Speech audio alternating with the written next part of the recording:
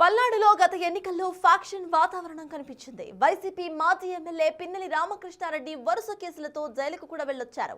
రాజకీయాల కంటే కూడా విమర్శలు, ప్రతి విమర్శలు, దాడులు, ప్రతిదాడులకే పల్నాడు కేంద్రంగా నిలుస్తోంది. అటువంటి చోట గొడవలు, వివాదాలు, ఫ్యాక్షనే తెలియని యువతరం నాయకులు వచ్చే ఎన్నికల్లో పోటీకి సిద్ధమవుతున్నారు.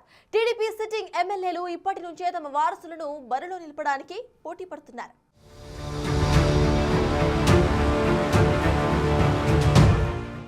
ఆంధ్రప్రదేశ్లో పల్నాడు ప్రాంతానికి ఒక ప్రాముఖ్యత ఉంది. బ్రహ్మనాయుడు పరిపాలించిన ప్రాంతం. కవి శ్రీనాథుడి శాపంతో నేటికి నీటి కోసం ఇబ్బందులు పడుతున్న ప్రాంతంలో రాజకీయ నాయకులు తమ వారసుల్ని వచ్చే ఎన్నికల్లో బరిలో దించబోతున్నారు. పల్నాడు పార్లమెంటు పరిధిలోని 7 అసెంబ్లీ నియోజకవర్గాల్లో 4 అసెంబ్లీ నియోజకవర్గాల్లో ప్రస్తుత ఎమ్మెల్యేలు వారి రాజకీయ వారసులని ఇప్పటి నుంచే ప్రమోట్ చేసుకుంటున్నారు.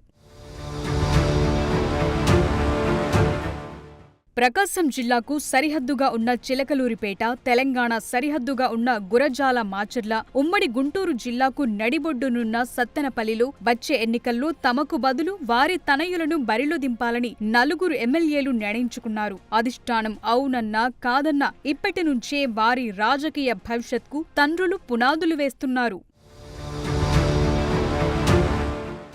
మాచర్ల నియోజకవర్గం నుంచి జూలకంటి బ్రహ్మారెడ్డి తన రాజకీయ వారసుని ప్రకటించారు. గురజాల నియోజకవర్గం నుంచి 1973, 1983లో బ్రహ్మారెడ్డి తండ్రి జూలకంటి నాగిరెడ్డి ఎమ్మెల్యేగా పోటీ చేసి గెలుపొందారు. 1999 ఎన్నికల్లో బ్రహ్మారెడ్డి తల్లి దుర్గంబ ఎమ్మెల్యేగా గెలిచారు. 2024లో మాచర్ల ఎమ్మెల్యేగా బ్రహ్మారెడ్డి గెలుపొందారు. 2029 ఎన్నికల్లో ఆయన తన కుమారుణ్ణి ఎమ్మెల్యేగా చూడాలని ఆశపడుతున్నాడు. కొడుకు గౌతమ్ రెడ్డిని ఇప్పటికే పార్టీ ప్రభుత్వ కార్యక్రమాల్లో యాక్టివ్ చేశారు బ్రహ్మారెడ్డి.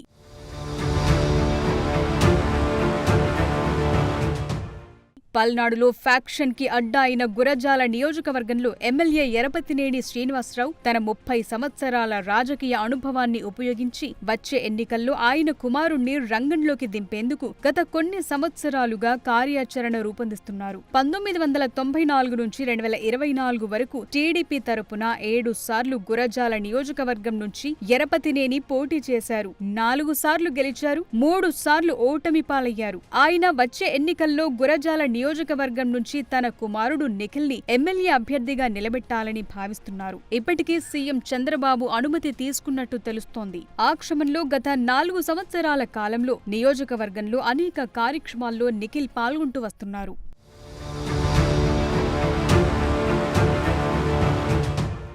మరో నియోజకవర్గం నేత మాజీ మంత్రి కన్నా లక్ష్మీనారాయణ గత 40 సంవత్సరాల కాలంగా పెదకూరపాడు, గుంటూరు 2, సత్తెనపల్లి నుంచి ఎమ్మెల్యేగా గెలిచారు. కాంగ్రెస్ ప్రభుత్వ హయాంలో ఉమ్మడి గుంటూరు జిల్లాలో అనేక దఫాలు మంత్రి పదవిని చేపట్టారు.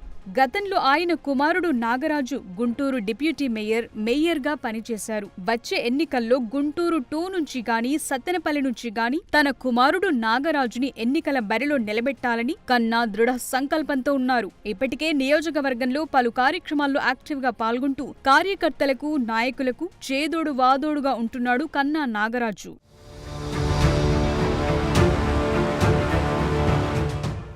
ఉమ్మడి గుంటూరు జిల్లాలో కీలక నియోజకవర్గం ప్రకాశం జిల్లాకి సరిహద్దు నియోజకవర్గం చిలకలూరిపేట. ఎంతో రాజకీయ ప్రాముఖ్యత కలిగిన నియోజకవర్గంలో ఎమ్మెల్యే పత్తిపాటి పుల్లారావు 4 సార్ల నుంచి పోటీ చేస్తూ వస్తున్నారు. 2014-19లో మంత్రిగా కూడా పనిచేశారు. ఆయన కూడా తాజా రాజకీయాల్లోకి తన కుమారుడు శరత్ను తీసుకురావాలని ఆలోచిస్తున్నారు. మొన్నటి ఎన్నికల్లో తండ్రి గెలుపు కోసం శరత్ విశేష కృషి చేశారు. వైసీపీ సర్కార్లో అగ్రిగోల్డ్ వ్యవహారంలో పుల్లారావు కుమారుడు శరత్ జైలుకు వెళ్లొచ్చాడు. అప్పటి నుంచి శరత్ రాజకీయాల్లో యాక్టివ్గా ఉంటూ తండ్రికి అండగా నిలుస్తున్నారు. వచ్చే ఎన్నికల్లో పల్నాడు జిల్లాలోని 7 నియోజకవర్గాల నుంచి 4 నియోజకవర్గాలకి లోకేష్ సైన్యంగా తండ్రులు ఆ 4 తయారు చేస్తున్నారట. ఇప్పటికే లోకేష్ అడుగుజాడల్లో నడుస్తూ ఈ 4 ఆయా నియోజకవర్గాల పరిధిలో తండ్రులకు చేదోడు వాదోడుగా ఉంటూ నిత్యం ప్రజలతో మమేకమవుతున్నారు. మరి చూడాలి ఆ వారసుల పొలిటికల్ కెరియర్ ఎలా ఉండబోతుందో.